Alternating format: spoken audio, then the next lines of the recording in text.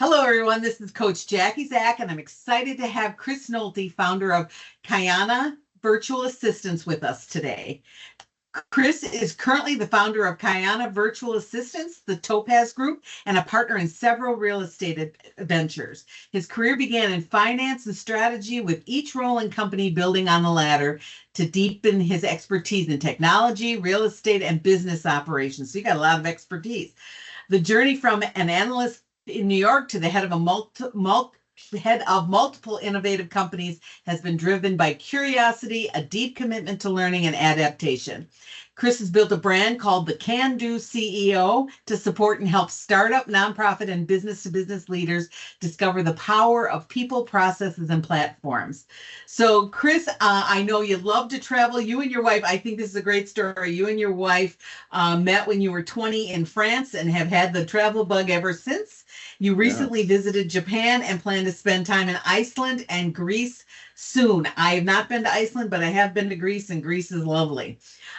You are most proud of your family and children, and professionally, you love to create business cultures of excellence, wowing customers, clients, and creating new standards for what is possible when great people work together. You love to try new developments and to redefine what is possible. It is my pleasure to welcome Chris Nolte to the show today. Hello, Chris. Jackie, thanks for having me. I'm so excited to have you. So why don't we just jump right in? Tell us a little bit about your personal story. Sure. So I'm originally from New York and went to school in Virginia at William and Mary, home of Colonial Williamsburg. And yes, some of the students actually dipped candles and wore sort of colonial garb. That was their job outside of school. Worked in New York City for a number of years. Left New York City just before 9/11 for business school at Northwestern. 9/11 was the first day of business school. Oh, wow. So that really was a unique sort of circumstance because everyone went there sort of expecting that the future was going to be incredibly bright and big, and it was ultimately, but those first, but that's not how it felt. Oh, my bad. Not how it felt. I wanted to be an entrepreneur. I wanted to work for myself. But in those moments, you really had to decide who you wanted to be when you grew up right then and there, because everyone else was doing the same. I mean, people were interviewing 100 people, picking two, you know. Yeah. Even at the top business schools, there's competition. And I decided I wanted to be into real estate. And the reason why real estate appealed to me is I love sort of the physical nature of it. My father, I was a plumber's son. My father was a plumber. He and had the opportunity to buy real estate during his career.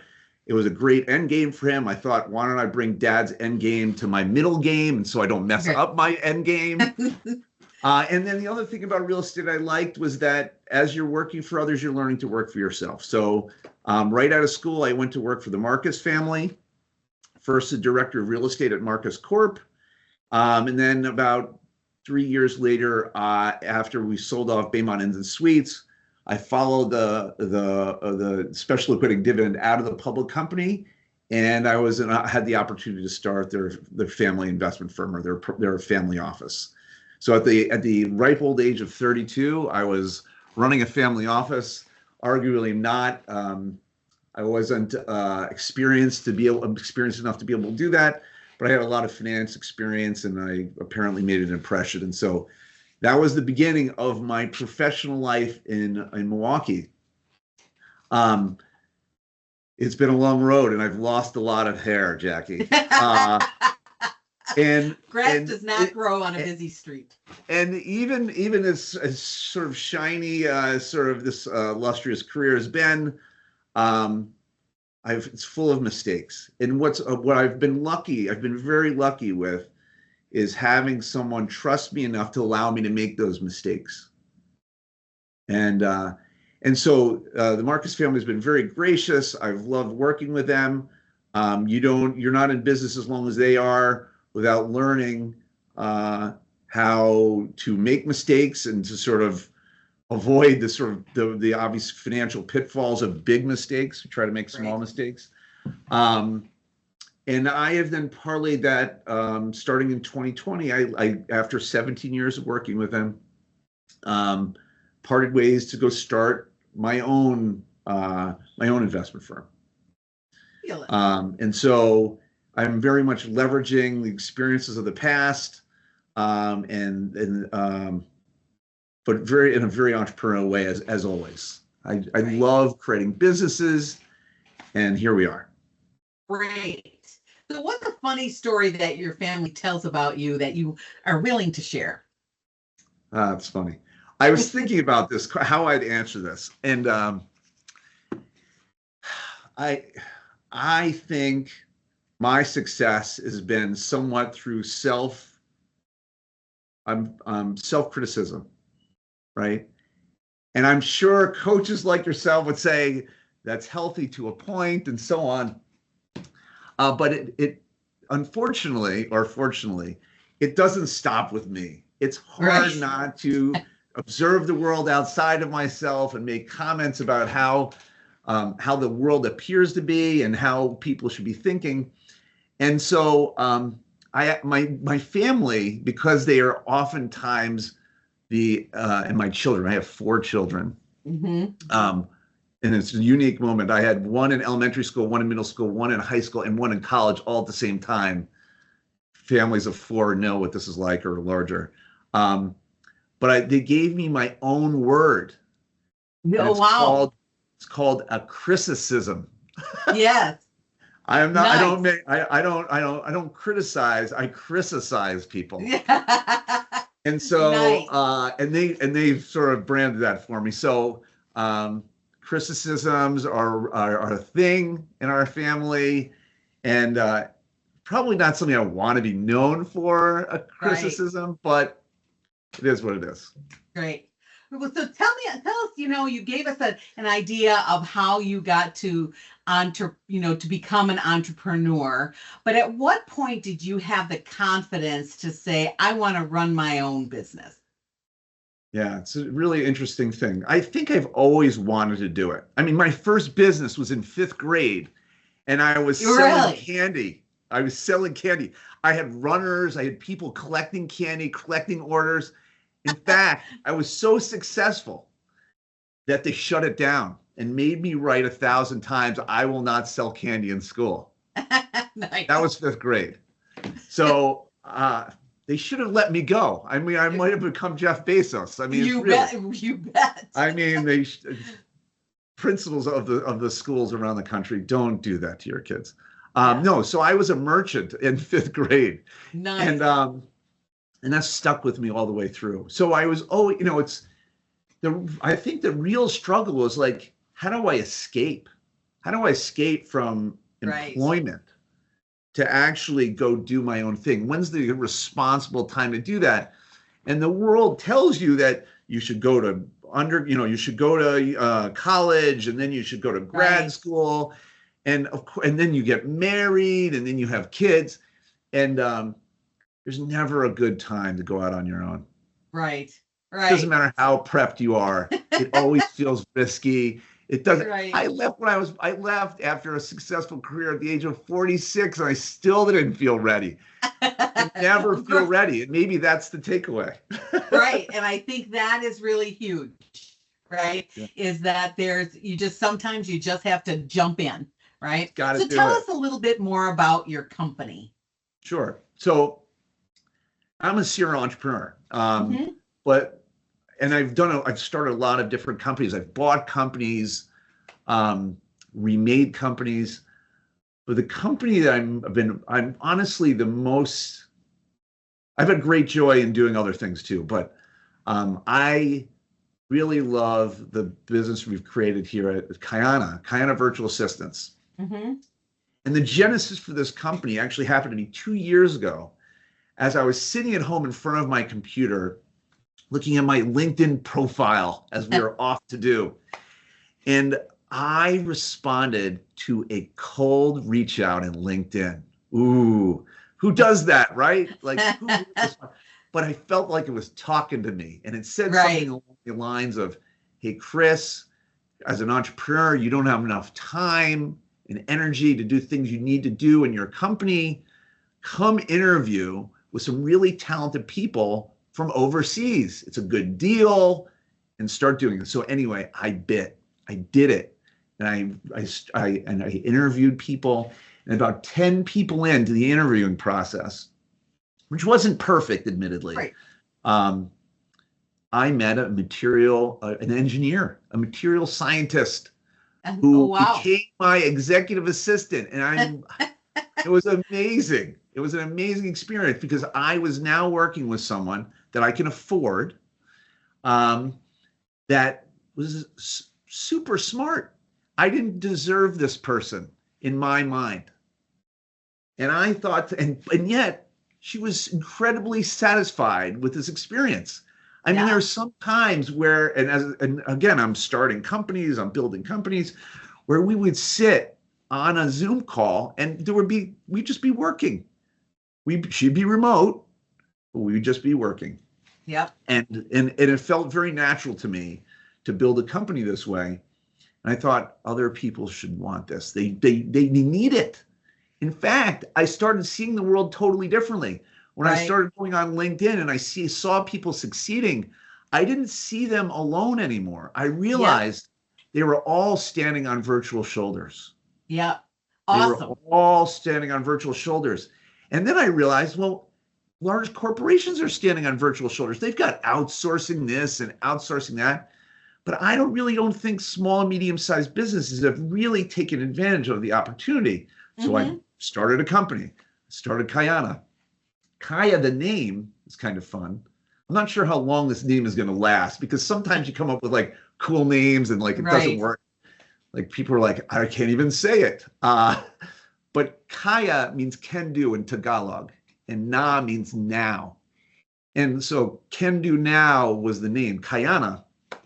And why I thought that name made sense for the business is because, ironically, I wasn't looking for clients. I was looking for talented people.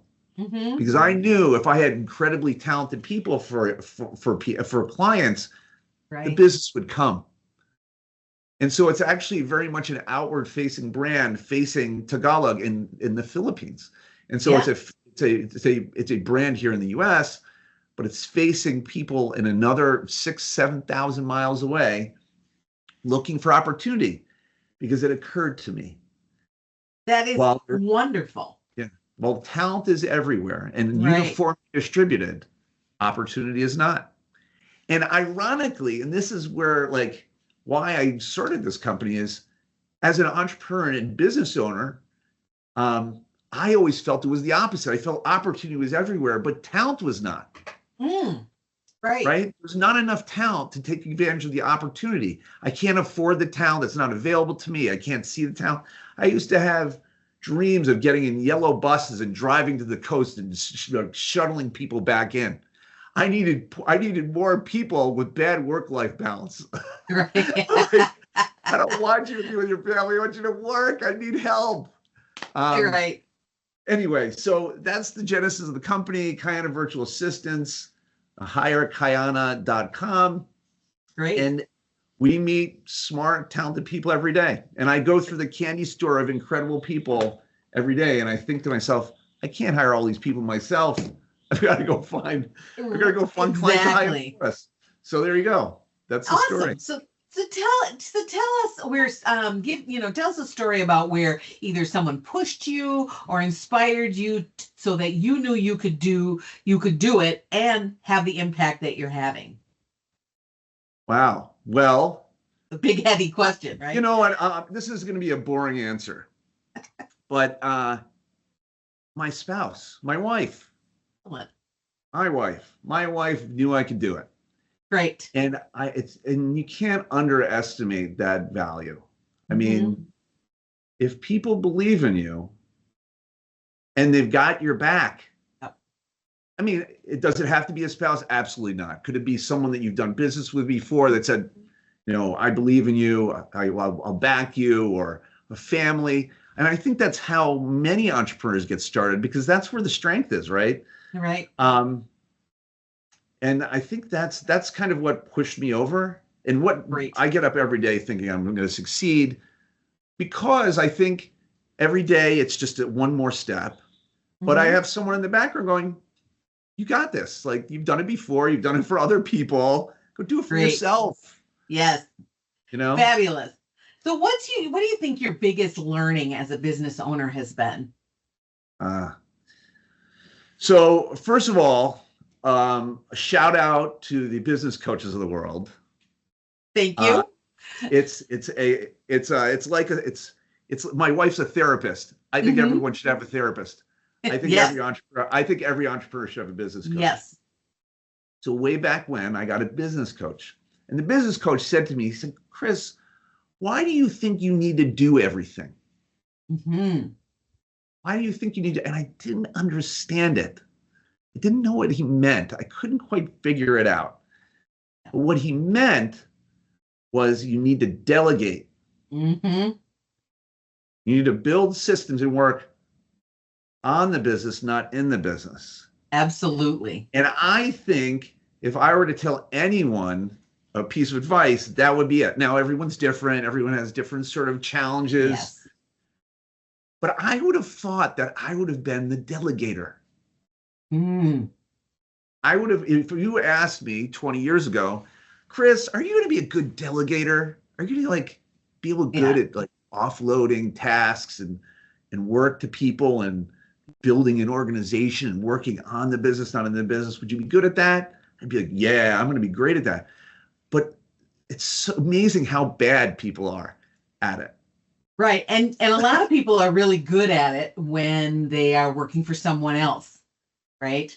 But when you work for yourself, all of a sudden everything changes, at least Well, inside. everything feels like every investment in people and skill and talent, like yeah, people, resources, everything feels like somehow getting further and further away from retirement. and, Yeah. and, and, and, and it's sort of a trap. It's a trap because it's actually exactly what gets you time. Yes. The time, so you have time to invest in yourself personally and professionally, so you continuously build the system. And it sometimes feels like downshifting, right? You're like Right. downshifting to like this other gear. But it's these are the investments that you make in yourself and your business that I think are probably the scariest moment. Right. So if you could pick three people in your business owner journey that you're most grateful for being there for your business growth, who Yeah, are they? yeah, it's a really good question. So I haven't talked to any of these people about this shout out yet. So, but I think, the people that I value the most are the people that take a risk on me. Mhm. I like, hey, maybe you shouldn't have given me that job or that opportunity, but you did. And hopefully you're satisfied or happy that you did. And I think there's a couple people. So one is a guy named Bob Ziska, Mhm. brilliant man. He was the center of the Harvard football team. And at one point, I think he could like bench press like 300 pounds. Oh, But he was, really? but he was brilliant. He was a brilliant man. He still is. And he would look at a spreadsheet of 1,000 numbers and identify one and be like, that's wrong. Why? He would never set me on where he took a chance on me and hiring me for a job in a company that was full of Ivy League grads. Hmm. And he saw something in me and he gave me a chance. And I didn't quite fit in initially because that was sort of not kind of where I came from. But that chance that he took on me made a huge difference. And he was a brilliant guy, and I really value him for doing that. The second person, admittedly, was Greg Marcus. Greg Hmm. Marcus took a bet on me. He was 39 at the time when he hired me, which I would be now his senior by 11 years or so. Uh, but but he took a chance on me and he hired a guy that I sold him. I'm like, I'm a 5-tool player, man. Like I can run, I can hit, I can Yeah. hit for power. Like Yep. Take a chance on me. And he did. And that made a difference for me. You need, and he did it repeatedly. It wasn't just once, it was multiple Right. times. And in that journey, there's another gentleman, again, who I have not sort of called out, but was a guy named Chuck Stadler. Chuck was the CFO of Goodwill at the time. He is now, I think, the CFO of another company, Wild Marketing. I think that's right. But I met him randomly at an ACG, an Association for Corporate Growth event, and he had a name tag on and said Goodwill, and I'm like, I love Goodwill. I saw your store in Madison. It's beautiful. Right. And he's like, yeah, that's not our store. And I'm like, wow, that's really interesting. But long and short of it is we got to talking, and I started a business with him as I was working with Marcus, through Marcus, and we started building Goodwills because of that connection and his trust in us. And in me, we built probably over 100 Goodwills in the country. Nice. And probably created about $250 million of enterprise value for a really great mission. Nice. And awesome. But people taking chances on me. That sounds like a theme, lots of people have seen something in you, took a chance, and now here you are, right? And finally, I took a chance on myself, Jackie. Right, exactly.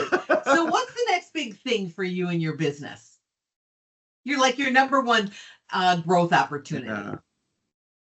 I'm in the evangelist mode. I'm evangelizing, Jackie. What I do, if I knew what I know now 10 years ago, right, I'd be sitting on a beach. I'd be sitting on a beach right now. Yeah. And then telling people, and I'd probably get antsy and I'd start doing something else. But delegation is really important. But more importantly, we live in a world where there are incredibly talented people. And it's hard to imagine that. It's hard to imagine how hard these people work and how talented they really are. Right.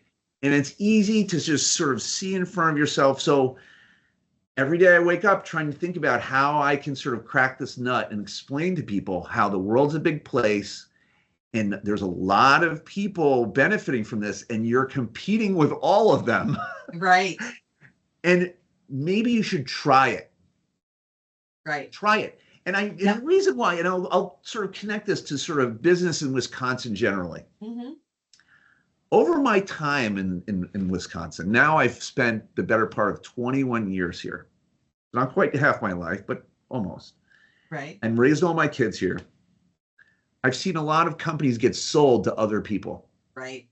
Every one of our sports teams, all of our manufacturers, they're all getting sold. Yep. And I can only come up with one hypothesis to why. And the reason is, it's not because we don't have great people. We're not good business people. We are fantastic business people. The biggest CEO feeder in the country is Madison. Yeah. UW-Madison. We have a lot of great people. But what we don't do is we don't push ourselves to find the lowest cost or to drive ourselves to the highest levels of productivity. Right. And leverage the world like everyone leverages us.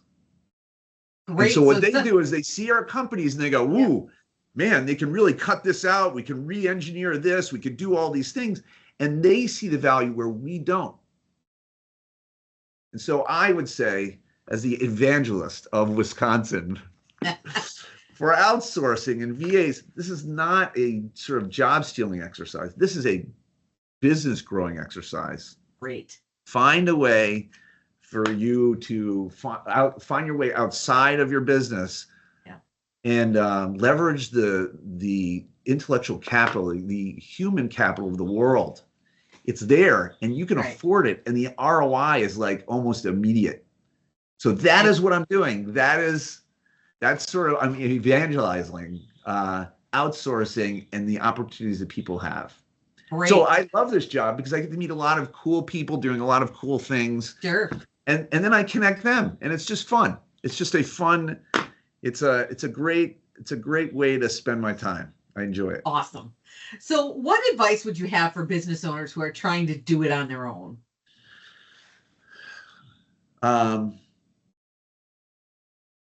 This really depends on what kind of business, but let's assume you're in the B2B business. If you're in a business to business realm, it's really important to remember that there are platforms that are much larger than you and that allow you to stay in touch with people. And that is called LinkedIn. Right. If you're a B2C, maybe it's Instagram, maybe it's Facebook. But if you're not actively building your personal and or business brand on LinkedIn, you are missing it. It is awesome. All you have to do is be yourself, tell the world what you're up to, why they should care, and you will attract you the people. The algorithm will encourage people to find you. It's crazy, but it's like, it was just before my time, but I imagine dating sites are a lot like this. and so you got to get on LinkedIn. You got to tell people about what you're doing. Put yourself out there. Don't worry, it'll be okay. You deserve to be heard, and just get out there and publish. Start creating content. That's all I got. Awesome. That's perfect. So, Chris, it sounds like you've been blessed with lots of incredible people who've helped you on your journey. What would you like to say to them generally? What would I like to say to them? I would love to tell them, I mean, I don't want to sort of end up having sort of like a Barbie ending, where I'm Knuff or something. But the truth is, I think the answer is inside of them. I really do. I think we've come to believe that somehow there are some people that can do it and other people that can't. And I don't subscribe to that. I think the real difference between those people and everyone else is that they took a risk. Right. They put themselves out there, and that is the difference. So anyone I would come in contact with, I would encourage to think in those terms. And if it's them sort of exploring a side hustle or taking doing something entrepreneurial, I would encourage them to do it if that's where their passion is. Not everyone has that passion, but if you do and you know it, that's what I would do. Excellent. Well, Chris, it was such a pleasure speaking with you today. Thank you so much for being on the show. Our viewers have lots of things to consider and lots of great tips as they run their businesses. So thank you very much. My pleasure. Thank you, Jackie, for having me.